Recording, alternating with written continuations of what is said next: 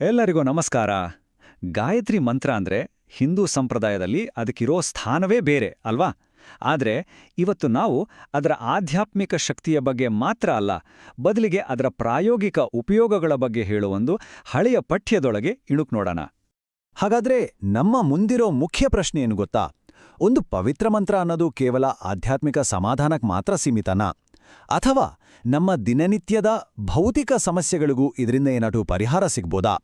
ಈ ಮೂಲ ಪಠ್ಯ ಇದೇ ಪ್ರಶ್ನೆಗೆ ಉತ್ತರ ಕೊಡೋಕೆ ಪ್ರಯತ್ನಿಸ್ತೆ.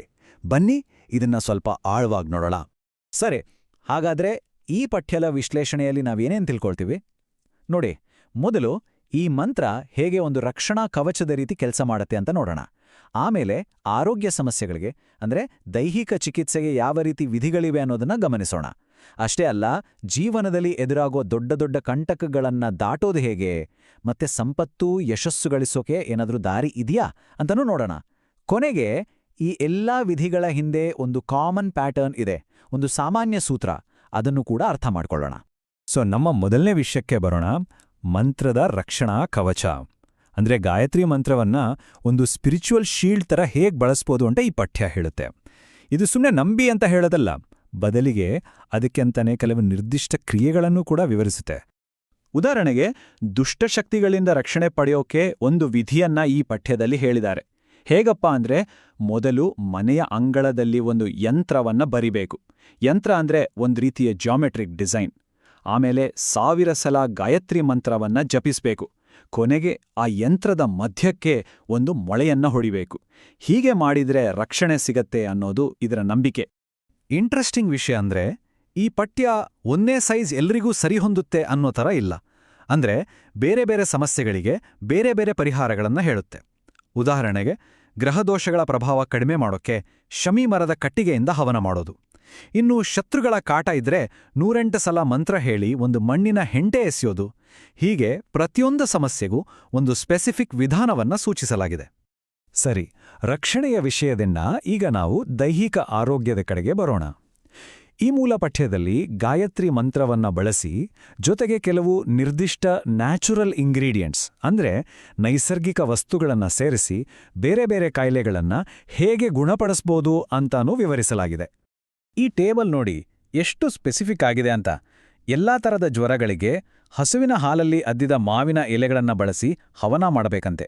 ಕುಷ್ಠರೋಗಕ್ಕೆ ಶಂಖಪುಷ್ಪಿ ಹೂವುಗಳು, ಇನ್ನು ಡಯಾಬಿಟೀಸ್ ಅಂದ್ರೆ ಮಧುಮೇಹಕ್ಕೆ ಜೇನುತುಪ್ಪದ ಜೊತೆ ಕಬ್ಬಿನ ರಸವನ್ನ ಬಳಸಿ ಹವನ ಮಾಡೋದು.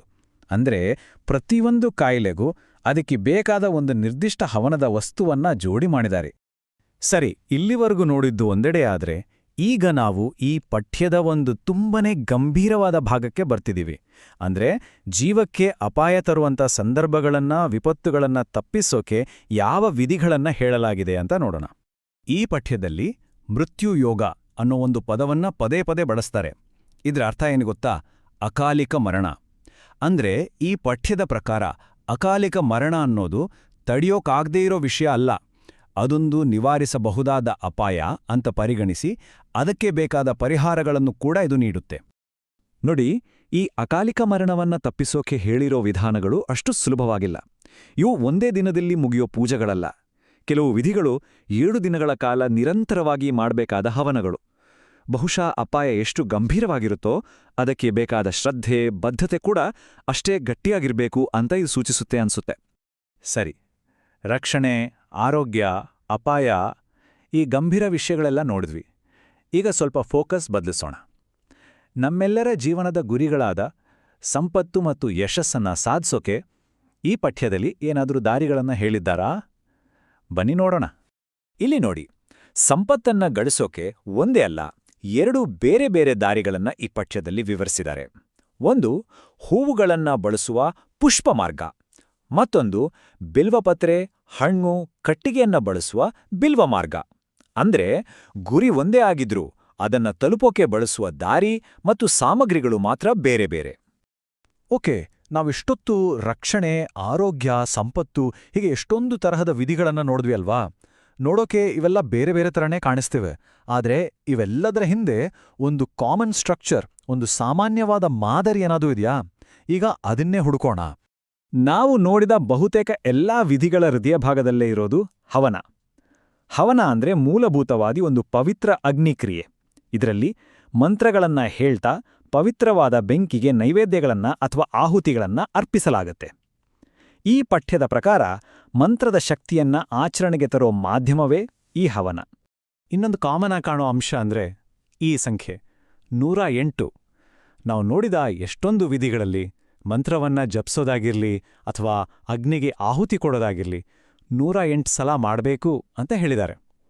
ಈ ಸಂಖ್ಯೆ ಪದೇ ಪದೇ ಬರ್ತಿದೆ ಅಂದ್ರೆ ಖಂಡಿತವಾಗ್ಲೂ ಅದಕ್ಕೊಂದು ವಿಶೇಷ ಅರ್ಥ ಇರಲೇಬೇಕು. ಹಾಗಾದ್ರೆ ನಾವು ನೋಡಿದ ಎಲ್ಲಾ ವಿಧಿಗಳ ಹಿಂದಿರೋ ಆ ಸಾಮಾನ್ಯ ಸೂತ್ರ ಯಾವುದು? ಅದನ್ನ ಹೀಗೆ 4 ಭಾಗಗಳಾಗಿ ವಿಂಗಡಿಸ್ಬೋದು. ಮೊದಲನೇದು ಎಲ್ಲದಕ್ಕೂ ಅಡಿಪಾಯವಾಗಿರೋ ಗಾಯತ್ರಿ ಮಂತ್ರ. ಎರಡನೇದು ಆಚರಣೆಯ ಮಾಧ್ಯಮವಾದ ಹವನ. ಮೂರನೇದು 108ರಂತಹ ಒಂದು ನಿರ್ದಿಷ್ಟ ಸಂಖ್ಯೆಯ ಪುನರಾವರ್ತನೆ. ಮತ್ತು ನಾಲ್ಕನೇದು ನಮ್ಮ ಗುರಿ ಅಥವಾ ಉದ್ದೇಶಕ್ಕೆ ತಕ್ಕಂತೆ ಆಯ್ಕೆ ಮಾಡಿಕೊಂಡಿರುವ ವಿಶಿಷ್ಟವಾದ ನೈಸರ್ಗಿಕ ವಸ್ತುಗಳು. ಈ 4 ಸೇರಿದಾಗ ಒಂದು ವಿಧಿ ಕಂಪ್ಲೀಟ್ ಆಗತ್ತೆ. ಆದ್ರೆ ನಿಲ್ಲಿ, ಇಲ್ಲೊಂದು ಬಹಳ ಮುಖ್ಯವಾದ ಸೂಚನೆ ಇದೆ. ಮೂಲ ಪಠ್ಯ ಏನ್ ಹೇಳುತ್ತೆ ಅಂದ್ರೆ ಈ ಯಾವುದೇ ಸ್ಪೆಸಿಫಿಕ್ ವಿಧಿಗಳನ್ನ ಮಾಡೋಕ್ ಮುಂಚೆ ಒಂದು ರೀತಿಯ ತಯಾರಿ ಬೇಕು. ಅಂದ್ರೆ ಕೆಲವು ದಿನಗಳ ಕಾಲ ಪ್ರತಿದಿನ 1008 ಅಥವಾ 108 ಸಲ ಗಾಯತ್ರಿ ಮಂತ್ರವನ್ನ ಜಪಿಸಿ ಹವನ ಮಾಡಬೇಕು ಅಂತ. ಇದು ಬಹುಶಃ ಆಚರಣೆಗೆ ಬೇಕಾದ ಒಂದು ಫೌಂಡೇಶನ್ ಹಾಕ್ಕೊಡುತ್ತೆ. ಹಾಗಾದ್ರೆ ಕೊನೆಗೆ ನಮ್ಗೆಲ್ಲ ಒಂದು ಪ್ರಶ್ನೆ ಮೂಡುತ್ತೆ ಅಲ್ವಾ? ಇಷ್ಟೊಂದು ವಿವರವಾಗಿ ನಿರ್ದಿಷ್ಟ ವಸ್ತುಗಳನ್ನ ಬಳಸಿ ಮಾಡೋ ಈ ವಿಧಿಗಳೆಲ್ಲ ನಮ್ಗೆ ಏನನ್ನ ತೋರಿಸ್ತವೆ? ಬಹುಶಃ ಜೀವನದ ಅನಿರೀಕ್ಷಿತ ಸವಾಲುಗಳ ಎದುರು ತಮ್ಮ ಕೈಯಲ್ಲಿ ಒಂದಿಷ್ಟು ಕಂಟ್ರೋಲ್ ಇರ್ಲಿ ಅಂತ ಒಂದು ಭರವಸೆಯನ್ನ ಕಂಡುಕೊಳ್ಳೋಕೆ ಮನುಷ್ಯ ಯಾವಾಗಿಂದಲೂ ಮಾಡ್ತಾನೆ ಇರೋ ಒಂದು ಆಳವಾದ ಹುಡುಕಾಟದ ಪ್ರತಿಬಿಂಬವೇ ಇದು. ಇದರ ಬಗ್ಗೆ ಯೋಚನೆ ಮಾಡ್ಬೋದು.